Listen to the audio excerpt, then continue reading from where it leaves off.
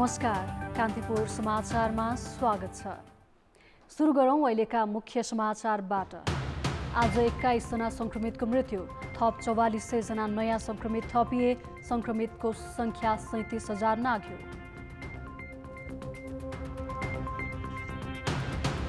ओलीले एकलौटी गरेको भन्दै नेकपामा विरोधी खेमा आक्रामक रणनीति, 15 बुँदे प्रस्ताव नमाने दशैं लगत्तै बहुमतबाट निर्णय लिने तयारी। बुढी गण्डकी आयोजनामा भ्रष्टाचार भनेर जनता भड्काउन खोजेको प्रधानमन्त्री ओलीको आरोप, भट्टराई भन्छन् छानबिन गर्ने आँट देखाऊ। कोरोना संक्रमितमा प्रयोग गरिएको रेमडेसिभिर औषधिको प्रभावकारितामाथि WHO को आशंका, नेपालमा भने 3 कम्पनीलाई बिक्री वितरणको अनुमति। र राष्ट्रिय फुटबल टोलीलाई अभ्यासका लागि बाटो खुल्यो, बङ्गलादेशमा हुने मैत्रीपूर्ण खेलका लागि दशैंपछि बन्द प्रशिक्षण थाल्ने।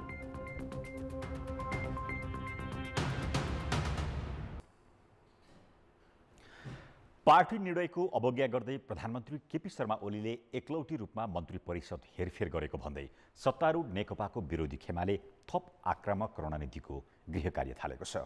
स्थायी समितिले पारित गरेको 15 बुँदे प्रस्ताव कार्यान्वयनमा समेत ओली बाधक बनेको ठहरसहित अर्का अध्यक्ष पुष्पकमल दाहाल र माधव नेपाल नेतृत्वको यस खेमाले दशैं लगतै स्थायी र केन्द्रीय कमिटी बैठक बोलाएर निर्णय लिने तयारी गरिरहेको छ।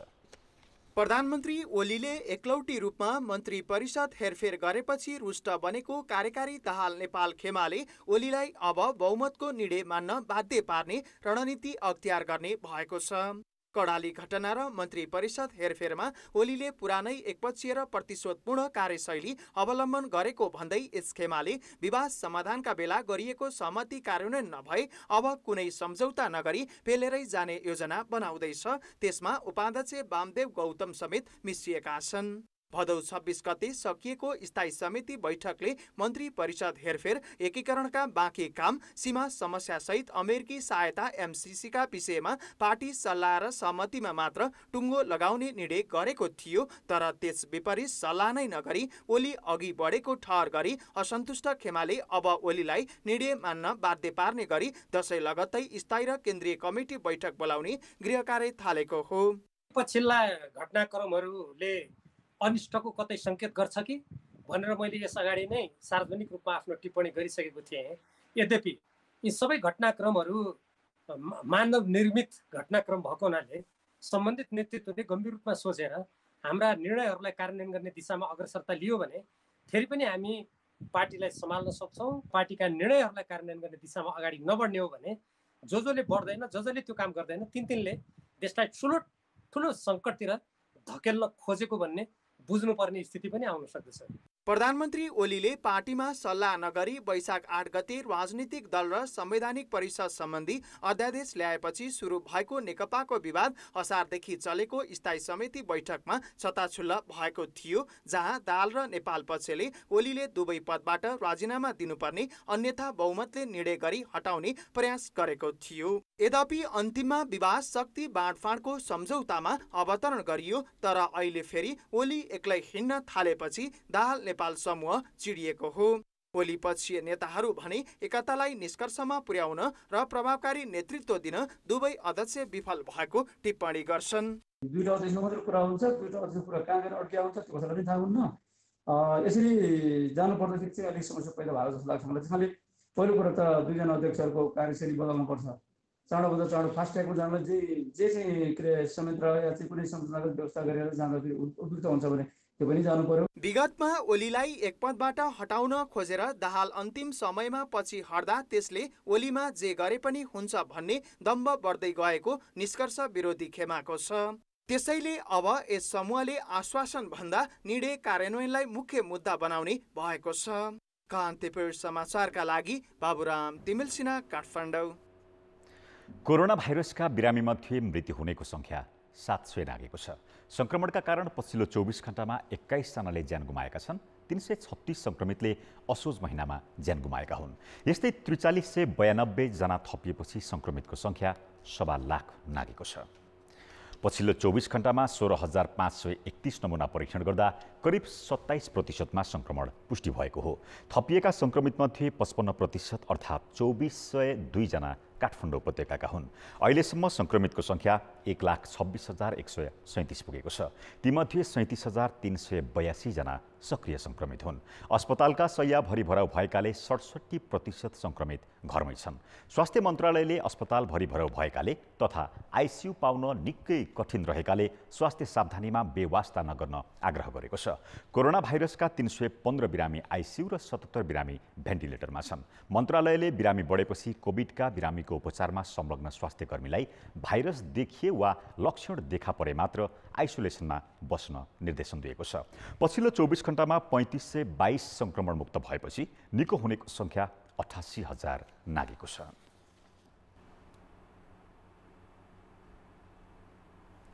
कर्णालीमा पछिल्लो एक सातामा दैनिक 150 नजिक लक्षणसहितका कोरोना संक्रमित देखिरहेका छन्।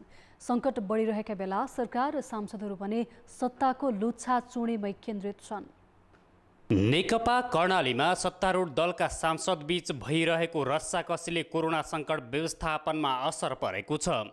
संक्रमण दर बढेको बढी छ भने मुख्यमन्त्री महेन्द्रबहादुर शाहीलाई पद जोगाउन हम्मे अविश्वासको प्रस्ताव आएदेखि बढेको टकराव टुङ्गिएको छैन, जसले सत्तारूढ सांसददेखि मन्त्रीसम्म विवादमै अल्झिएका छन्। नागरिकहरूको भावना अनुसार कर्णाली प्रदेश सरकारले के गर्छ भन्ने जो थियो त्यो अपेक्षा अनुसार हुन नसकेपछि हामीले पटक दलका बैठकहरू सबैमा ल यो भूमिका हुन सकेन है सरकारको भनेर हामीले थुप्रै पटक चाहिँ हामीले यो अभियान अगाडि बढायौँ।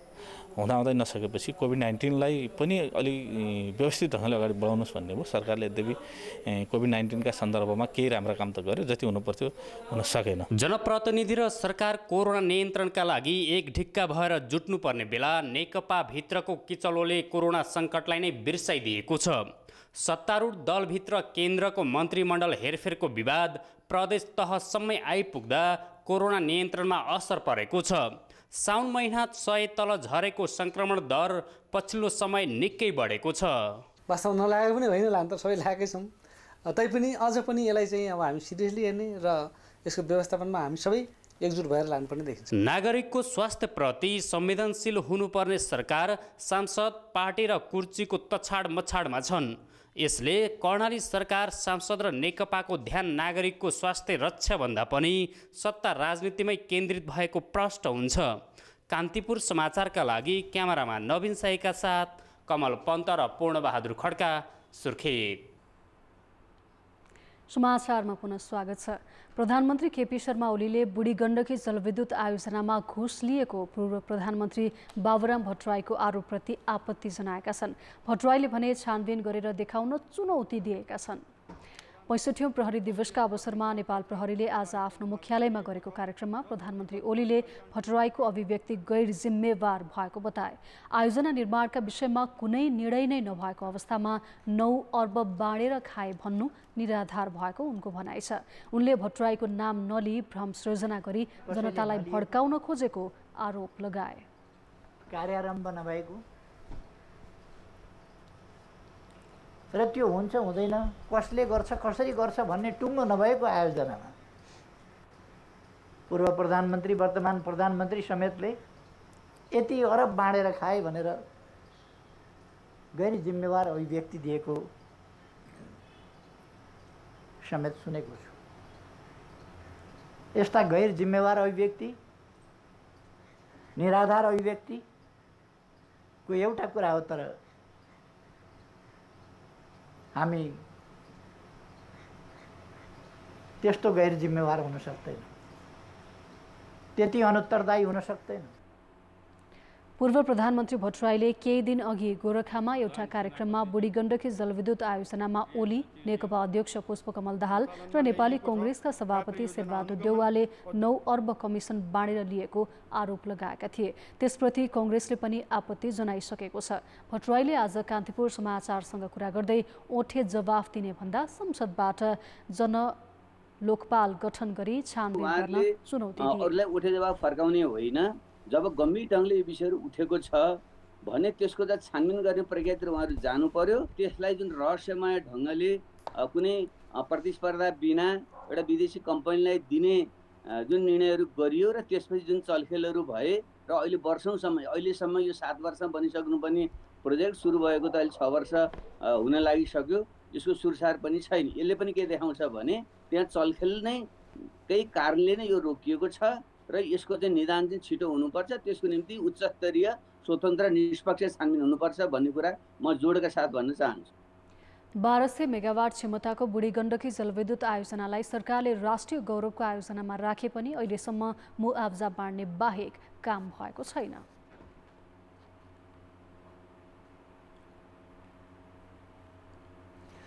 सरकारले विद्यालय शिक्षामा ग्रेडिङ अर्थात् अक्षराङ्कन प्रणाली पुनरावलोकन गर्ने भएको छ। तहनैपछि अलग अक्षराङ्कन प्रणाली व्यवहारिक नभएको र यसले पठन पाठनमा पनि सुधार नगरेको निष्कर्षसहित सरकारले पुनरावलोकन गर्न लागेको हो। अब 35 अङ्कभन्दा कम ल्याउनेलाई फेल मानि ग्रेडिङमै समावेश नगर्ने भएको छ। सरकारले 2072मा एसई परीक्षाको मूल्याङ्कन अक्षराङ्कन प्रणालीबाट गर्यो। त्यसको 1 वर्षपछि कक्षा 11 र 12मा पनि यही प्रणाली लागू गरियो। अहिले आधारभूत तह कक्षा 8मा समेत अक्षराङ्कन प्रणालीबाटै विद्यार्थीको मूल्याङ्कन गरिन्छ। एसईमा डी र ई ग्रेड ल्याउनेले 11 कक्षा पढ्न पाउँदैनन्। कक्षा 11 र 12मा डी र ई ल्याउने विद्यार्थीले प्रमाणपत्रै पाउँदैनन्। कक्षा 8का विद्यार्थीले अनिवार्य विषयमा D+ नल्याए 9 कक्षा पढ्न पाउँदैनन्। मूल्याङ्कनमा कक्षा नै पछि फरक मापदण्ड व्यवहारिक नभएकाले एकरूपता ल्याउनका लागि अक्षराङ्कन प्रणाली पुनरावलोकन गर्न लागि हो। त्यसका लागि कार्यदलले अध्ययन गरिरहेको छ। विभिन्न किसिमले आफ्नो स्कुलले आफ्नो क्लासले आफ्नो तरिकाले चाहिँ ग्रेडिङ गरेका छन् कि अब त्यो ग्रेडिङको पनि एउटा युनिफर्मिटी छैन। त्यसले गर्दा यो कन्फ्युजन भन्दा पनि यो एउटा कुन सिस्टमले कसरी गर्नुपर्ने हो। अब ग्रेडिङ सिस्टमको लागि जुन रेगुलर एसेसमेन्ट चाहिने हो त्यो चाहिँ हुन सकेको छैन। 3 घण्टाको आधारमा ग्रेडिङ भएकोले यो त्यति धेरै भ्याल्यु एड गरिरहेको छैन कि भन्ने थोरै हामीले चाहिँ अहिले चाहिँ हामीले फिल गरिरहेछौँ। तर यसलाई अलिकति रिभाइज गर्ने कि अक्षराङ्कन प्रणालीमा शिक्षकहरू अभ्यस्त भइसकेका छैनन्। अर्को कुरा पढ्ने पढाउने वातावरणसँग पनि मेल खाएको देखिँदैनन्। तर मेहनत नगर्ने र कमजोर विद्यार्थीले पनि एसईमा GPA 4 अर्थात् A+ ग्रेड ल्याउने क्रम बढ्दो छ, जसका कारण GPA 4 को ओज त घटेको छ नै, प्रणालीको विश्वसनीयतामाथि नै प्रश्न उठाउन थालिएको छ। त्यही कारण राष्ट्रिय योजना आयोगका शिक्षा हेर्ने सदस्यको संयोजकत्वमा कार्यदल बनाइएको हो। त्यो कार्यदलले प्रतिवेदन बुझाउने अन्तिम तयारीमा छ। 35 भन्दा तल त ग्रेडिङ नगर्नेमा करिब हामी निष्कर्षमा पुगेका छौँ नारायणजी, होइन? यो भन्दा माथिकोलाई हामी अब के छ भने केही देशमा 5 को अन्तरालमा ग्रेडिङ राखेको छ। जस्तै 90 देखि 95 लाई एउटा, 95 देखि 100 सम्म अर्को। हामी चाहिँ अब 10 को अन्तराल राखौँ कि 5 को राखौँ, यस सम्बन्धी यही विकमा हामी सरोकारवालाहरूसँग चाहिँ अलिकति छलफल गरेर निष्कर्षमा पुग्छौँ। विद्यालय तहमा कक्षा 1 देखि 12 सम्म मूल्याङ्कनमा एउटै मापदण्ड लागू गर्न सिफारिस गर्ने कार्यदलको तयारी छ। मूल्याङ्कन मात्र पुनरावलोकन गर्ने भन्दा पनि पठन पाठन र सिकाइमा सुधार अहिलेको आवश्यकता हो। कान्तिपुर समाचारका लागि क्यामेरामा राजेन्द्र महर्जनका साथ नारायण किलम्बु, काठमाडौँ। राष्ट्रिय मानवाधिकार आयोगले भक्तपुर इन्काउन्टर प्रकरणमा 5 प्रहरीलाई दोषी ठहर्याएको छ। आयोगले इन्काउन्टर फेक भएको निष्कर्षसहित तत्कालीन प्रहरी नायब उपरीक्षक DSP रुगम कुँवरसहित 5 प्रहरीलाई कारबाहीको सिफारिस गरेको हो। कारबाहीका लागि सिफारिस गरिएका अन्यमा प्रहरी नायब निरीक्षक दिपेन्द्र चन्द, प्रसन्न मल्ल र रञ्जित लामा तथा प्रहरी सहायक निरीक्षक राजन खड्का छन्। 2 वर्ष अघि काठमाडौँको काँडाघारी बस्ने 11 वर्षीय बालकको अपहरण पश्चात हत्याको आरोप लागेका सिन्धुपाल्चोकका गोपाल तामाङ र नुवाकोटका अजय तामाङको महानगरीय अपराध महाशाखाबाट खटिएका प्रहरीको टोलीको गोली लागेर ज्यान गएको थियो। त्यतिखेर प्रहरीले तामाङ द्वयको सूर्य विनायकको जंगलमा दोहोरो झडपमा ज्यान गएको बताएको थियो। तर आयोगले प्रहरीले नियन्त्रणमा लिएर गोली हानेको ठहर गरेको छ। आयोगले नेत्रविक्रम चन्द समूहका नेता कुमार पौड्यालको 1 वर्ष अघि सर्लाहीमा भएको मृत्युमा प्रहरीलाई दोषी देखाएको निर्णय पुनरावलोकन गर्न अस्वीकार गरेको छ। पुनरावलोकन गर्नुपर्ने आधार र कारण नरहेको उसको भनाइ छ। आयोगले पौडेललाई गोली हानेर मारिएको निष्कर्षसहित दोषी प्रहरीलाई कारबाही गर्न सिफारिस गरेपछि प्रधानमन्त्री तथा मन्त्री परिषद कार्यालयले पुनरावलोकनका लागि निवेदन दिएको थियो। आयोगले करिब 5 महिना पहिले रुकुम चौरजहारीमा भएको 6 युवाको मृत्यु भएको घटनालाई जातीय विभेदको जगमा भएको अमानवीय घटना भनेको छ। उसले जातीय विभेद र बालविवाह रोकथामका लागि तिनै तहका सरकारलाई प्रवर्धनात्मक कार्यक्रम सञ्चालन गर्न र यस्ता विषयमा शून्य सहनशीलता अपनाउन सिफारिस समेत गरेको छ।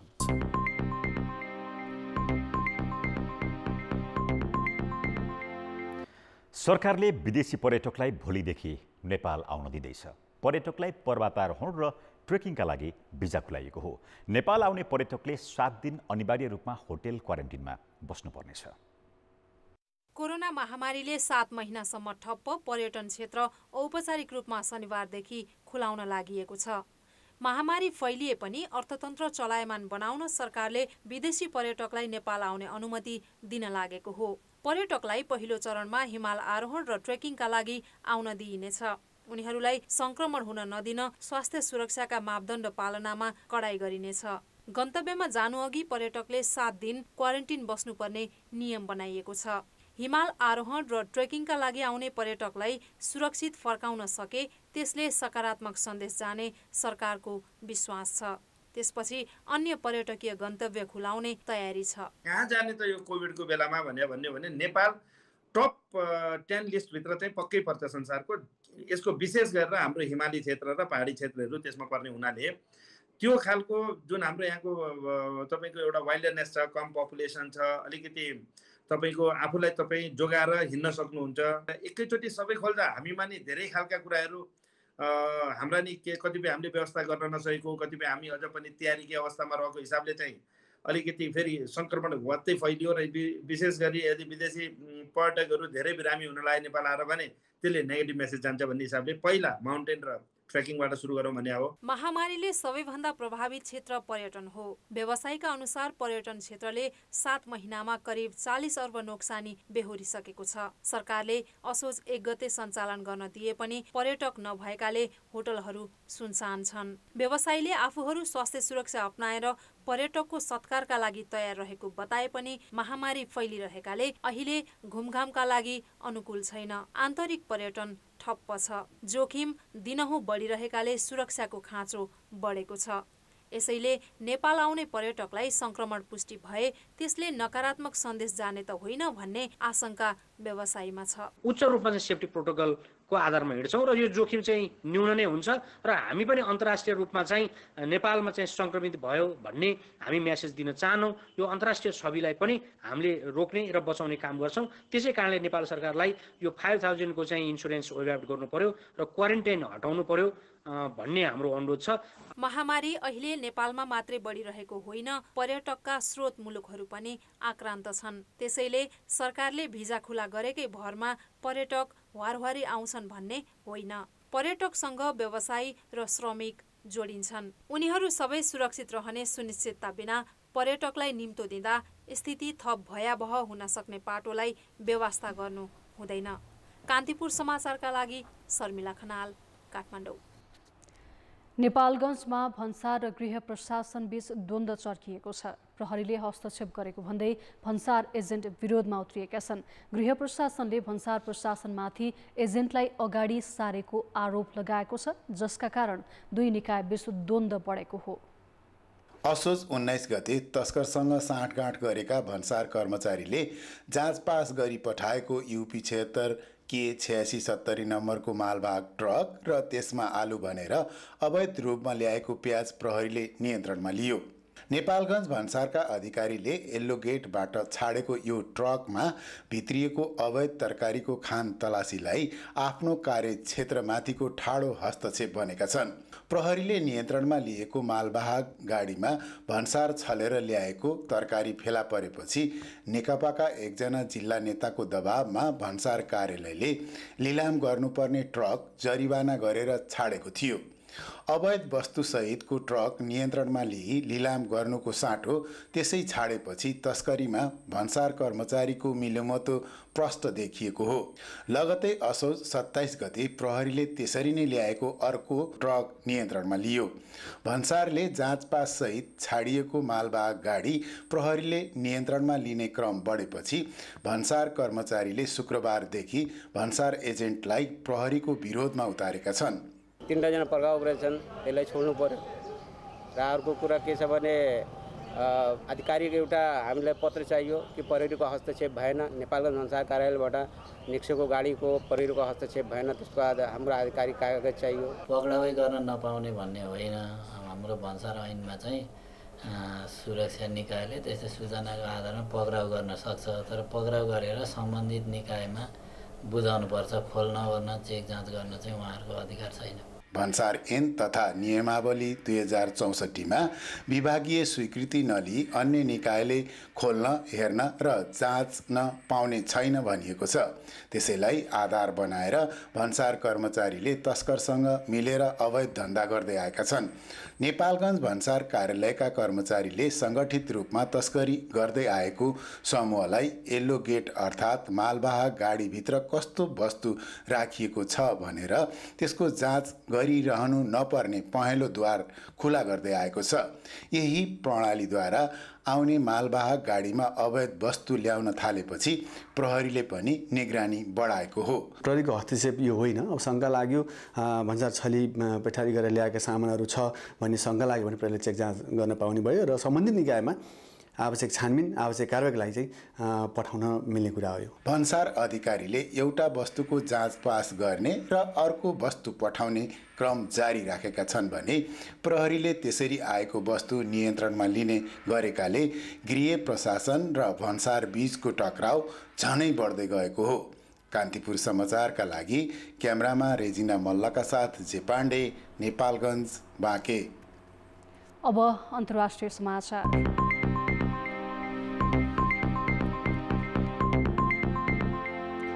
विश्व स्वास्थ्य संगठन WHO कोभिडका बिरामीको उपचारमा प्रयोग भइरहेको औषधि रेमडेसिभिरको प्रभावकारितामाथि प्रश्न उठाएको छ। WHO को अनुसन्धानले रेमडेसिभिरले बिरामीको स्वास्थ्य अवस्थामा खासै सुधार ल्याउन नसकेको देखाएको हो। अस्पतालमा भर्ना भएका कोभिडका 11,000 भन्दा बढी बिरामीमा रेमडेसिभिर लगायत 4वटा औषधिको चिकित्सकीय परीक्षण गरिएको थियो। ती कुनै औषधिले पनि बिरामीलाई भेन्टिलेटरको आवश्यकता नचाहिने नबनाएको WHO ले जनाएको छ।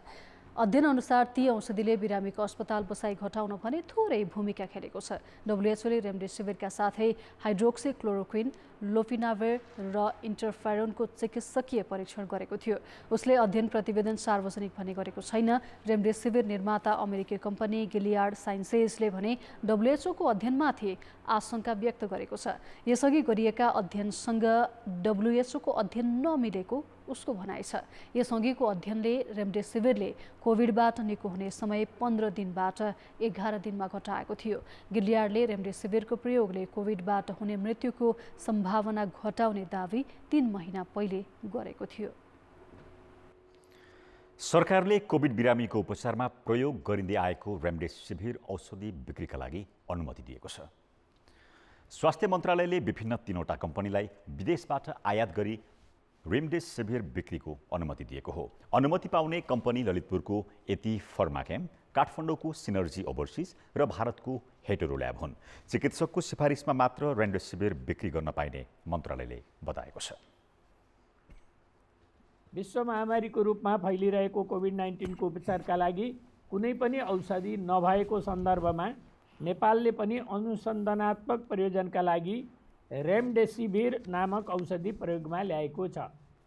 उक्त औषधि कोभिड-19 उपचार गर्ने अस्पतालहरूले बिरामीहरूका लागि प्रयोग गर्न आवश्यक परेमा चिकित्सकको सिफारिस अनुसार औषधि व्यवस्था विभागबाट आयात तथा बिक्री वितरण अनुमति प्राप्त तपसिल बमोजिमका आयातकर्ता फर्म फार्मेसीहरूबाट सम्बन्धित व्यक्तिहरूले सहज रूपमा खरिद गरी प्रयोग गर्न सकिने बेहोरा सम्बन्धित अस्पताल तथा सर्वसाधारण सबैको जानकारीका लागि यो सूचना प्रकाशित गरिएको छ।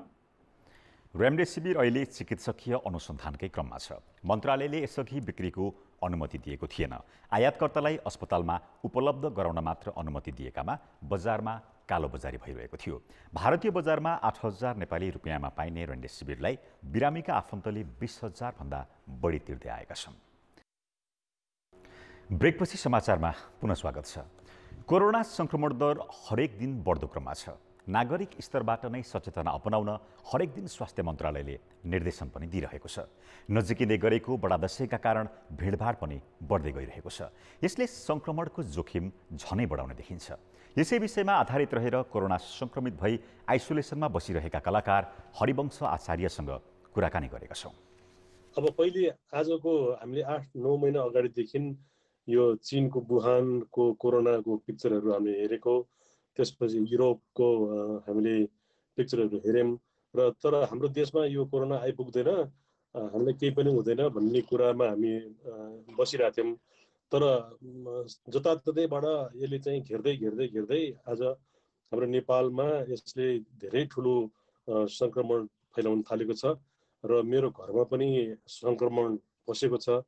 म र मेरो श्रीमती कोरोना भाइरसको चाहिँ सङ्क्रमणमा पर्यौँ। विशेष गरेर मेरो श्रीमतीलाई चाहिँ 7 दिन जति असाध्यै धेरै शरीर दुख्यो अनि त्यसपछि साधारण ज्वरो पनि आयो।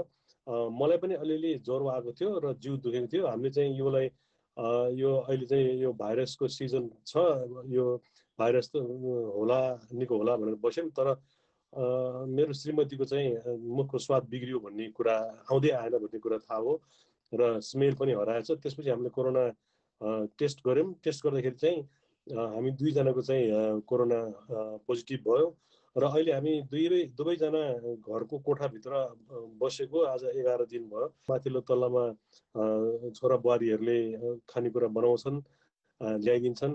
हामी हाम्रो कोठाभन्दा बाहिरपट्टि अर्को कोठा छ, त्यहाँ हामी एउटा भाँडा राख्छौँ, त्यसमा हालिदिन्छन् अनि हामीले खान्छौँ, सफा गरेर भाँडाभित्रै राख्छौँ। र अहिले चाहिँ सबै थोक लक्षणहरू हामीसँग हराउँदै गइसक्यो। अलि ज्वरो पनि छैन, रुगाखोकी पनि छैन र स्वाद पनि अब करिब फर्कियो भन्ने भयो र 14 दिन नपुगिकन फेरि दोहोऱ्याएर टेस्ट गर्न मिल्दैन भनेपछि हामीले 14 दिन कुरिरहेको छ। कोरोना अब कस्तो रहेछ भनेदेखि अब कसैले शरीरले थाम्न सक्दो रहेछ, कसैको शरीरले थाम्न सक्दो रहेछ। अब हाम्रो शरीरले चाहिँ त्यसलाई थाम्न सक्यो कारण चाहिँ हामी चाहिँ त्यस्तो दीर्घ रोग हामीसँग अरू केही पनि छैन। साधारण ब्लड प्रेसर छ मलाई, त्यो सानो एउटा औषधि खान्छु र त्योभन्दा बाहेक अरू केही पनि हामीसँग रोग छैन र शारीरिक रूपमा चाहिँ जहिले पनि फिट हुनुपर्छ भनेर हामी चाहिँ बिहान 1 घन्टा शरीरको लागि समय दिन्छौँ, पसिना बगाउँथ्यौँ र त्यो कारणले गर्दाखेरि पनि होला कि हामी त्यस्तो जङ्क फुडहरू पनि धेरै खाँदैनौँ। त्यति धेरै सङ्क्रमण भइकन पनि मलाई खासै त्यस्तो विधि ठुलो दुःख दिएन। तर अब कसैलाई दुःख दिएन भन्दैमा हामी ढुक्क भएर अब मलाई पनि केही पनि हुँदैन भन्ने कुरा चाहिँ नसोचौँ, किनभनेदेखि मान्छेको शरीर हेरेर हुँदो रहेछ। कसैले चाहिँ अहिले हस्पिटलको चाहिँ अब आइसियुमै पुर्यायो, कसैले चाहिँ अब भेन्टिलेटर भित्रै छिराएको छ, कतिको चाहिँ ज्यानसुत गएको छ र यो कोरोना भाइरस असाध्यै यो हेर्दाखेरि साधारण भए पनि यो एउटा ठुलो शत्रुको रूपमा हो। हाम्रो यसलाई चाहिँ ख्याल ठट्टाइ गर्न हुँदैन, किनभने ठुलो सङ्क्रमण भएर त्यसले क्षति गर्यो भने त गरिहाल्यो नि, त्यसको विकल्प भनेको केही पनि हुँदैन। त्यसले मलाई यसले केही पनि असर गर्दैन भन्ने त्यो नसोचौँ। योसँग पूर्ण हामीले सावधानी अपनाउनै पर्छ र अब हाम्रो देशमा चाहिँ यसले चाहिँ धेरै नै अब ठुलो रूप लिने चाहिँ बाटोहरू देखाइरहेको छ। त्यस कारणले अब सबभन्दा ठुलो चिन्ताको विषय चाहिँ अब नजिकको चाहिँ यो हाम्रो दसैँ, नेपालीहरूको सबभन्दा ठुलो चाड भन्छौँ हामी, दसैँ आइरहेको छ र मान्छेहरू बजारमा जानुभएको छ, सामान किनिरहनु भएको छ। अब त्यसपछि आफ्नो गन्तव्यमा जाने चाहिँ अब बसमा चढेर जानुहुन्छ। त्यो कारणले गर्दाखेरि यो समयमा कोरोना झन् भयावह हुन सक्ने अवस्था भएको हुनाले दसैँ भनेको त हरेक वर्ष आउँछ, हामी अर्को साल बाँच्यौँ भनेदेखि, स्वस्थ भयौँ भनेदेखि हामी फेरि पनि धुमधामसँग दसैँ मनाउँला। तर यसपालि चाहिँ हाम्रो परम्परा हो, हाम्रो संस्कृति हो, यसलाई धान्न सक्ने हिसाबले मात्रै, यसलाई जोगाउने मात्रै हिसाबले दसैँलाई हामीले मानौँ र यसमा तडक भडक केही पनि नगरौँ। मैले त के पनि अनुरोध गरेको छु भनेदेखि म दसैँमा एकदमै नजिक मेरो दिदीहरू, मेरो श्रीमतीको बुवाहरूको हातबाट मात्रै म टिका लगाउँछु। त्यसपछि म अरू कहीँ पनि टिका लगाउन म जाने पनि छैन र म आएन भनेदेखि मसँग नरिसाउनु होला भनेर म अनुरोध गर्न चाहन्छु। र यो पल्ट म कहाँ पनि कोही पनि दसैँमा टिका लगाउन नआउनु होला भनेर म अनुरोध गर्न चाहन्छु। यो अनुरोध हो। अर्को साल हामी फेरि रमाइलो गरौँला, दसैँ मनाउँला। तर यो परिस्थितिलाई हामीले मध्यनजर राखेर हामी चाहिँ तडक भडकपट्टि पटक्कै हामी नजाउँ। म सबैलाई यही विनम्र अनुरोध गर्न चाहन्छु। कोरोना संक्रमण तीव्र रूपमा बढ्दै जाँदा ललितपुर र सुनसरी जिल्लाले कार्तिक 2 गतेबाट अत्यावश्यक बाहेकका सरकारी कार्यालय बन्द गर्ने निर्णय गरेको छ र यो सँगै 500 भन्दा बढी संक्रमित रहेका जिल्लालाई अत्यावश्यक बाहेकका सेवा बन्द गर्न पाउने अधिकार गृह मन्त्रालयले प्रदान गरेको छ। अब जनमतको अन्तिम परिणाम। जनमतमा हिजो हाम्रो प्रश्न थियो, मानवाधिकारको गम्भीर उल्लङ्घनका दोषीलाई किन कारवाही नगरिएको होला? ए, दण्डहीनतामा बानी परेर, बी, पीडितको वेदना नबुझेर, र सी, लहरो तान्दा पहरो गर्जिने डर। जनमतको अन्तिम परिणाम यस्तो छ, ए, दण्डहीनतामा बानी परेरमा 45%, बी, पीडितको वेदना नबुझेरमा 11% र सी, लहरो तान्दा पहरो गर्जिने डरमा 44%। अब जनमतमा आजको प्रश्न। जनमत हाम्रो प्रश्न छ, भन्सार कर्मचारी र प्रहरीबीच चलेको अधिकार क्षेत्रको विवादलाई के भन्नुहुन्छ? ए, समन्वय अभाव, बी, आर्थिक आकर्षण, र सी, कानुनमै कमजोरी। जनमतको अन्तिम परिणाम भोलि साँझ 8 बजेको कान्तिपुर समाचारमा प्रसारण गर्नेछौँ। कृपया NEWS न्युज स्पेस AB वा सी टाइप गरी 34001मा SMS गरी आफ्नो मत व्यक्त गर्नुहोला। अब जनताको आवाज। हामीले रुकुममा सोधेका छौँ, महिलामाथि हुने विभिन्न प्रकारका हिंसा र दुर्व्यवहार रोक्न कसले के गर्नु पर्ला? जनताको आवाज। सानैदेखि नै आफ्नो छोराछोरीलाई यौन दुर्व्यवहारको बारेमा, यौन शिक्षाको बारेमा राम्रोसँग एउटा सिकाउन पाइयो भने चाहिँ पछि गएर यो कुराहरूमा कति हदसम्म चाहिँ कन्ट्रोल गर्न सकिन्छ। उनीहरूमाथि भएको हिंसालाई हामीले समाजदेखि अदालत रूपमा लग्न सक्यो भनेपछि उनीहरूमा परेको जुन अत्याचार हुन्छ त्यसमा उनीहरूले न्याय पाउँछ। जति पनि घटनाहरू भएको छ आजसम्म त्यसमा राम्रोसँग छानबिन गरेको भए अहिले जुन घटना घटिरहेछ त्यो हुन्थेन कि? शारीरिक रूपमा अथवा भौतिक रूपमा पनि प्रतिकार गर्न सक्ने खालको स्थितिमा पनि हुनुपर्छ। जनचेतना अभिवृद्धि गर्नु पर्यो। मान्छेहरू छन् जो महिलाप्रति गलत धारणा छ, उनीहरूको सोच परिवर्तन गर्न महिलाहरू एकजुट हुनुपर्छ। हामी जस्ता युवाहरूले आवाज उठाउनुपर्छ। अपराधिक जुन मेन्टालिटी भएको मान्छेले पनि यो बुझोस् कि हाम्रो सरकार छ, कानुन छ र कारबाही पक्का पनि हुन्छ। पीडितहरू चाहिँ होइन एकदमै लुकेर भन्दा पनि खुल्याम अगाडि खुलेर आउन सकेका छैन कि तिनीहरू एकदम दबेर बसेका छन् कि। त्यस्तो हामीले जस्तै हामी सोसाइटीमा हामी सबै मान्छेहरूले मिलेर थाहा पायौँ भने त्यस्तो कुराहरू हामीले उठाएर अगाडि बढाइदिन सक्यो भने झनै राम्रो हुन्छ। सिस्टमै कस्तो बसिसकेको छ भने बलात्कारीलाई चाहिँ कुनै पनि आफ्नो पार्टीले समर्थन दिए जस्तो गरेर त्यसलाई चाहिँ बचाउन कोसिस गरिने, या त केही पैसाको के भन्छ त्यो पैसामा मिलाएर चाहिँ पीडितलाई चाहिँ या त त्योसँग बिहे गरिदिने, या त पैसामा मिलाएर चाहिँ पीडितलाई मुख बन्द गरिदिने चलनै जस्तो चलिसकेको छ। अब मौसम सम्बन्धी जानकारी।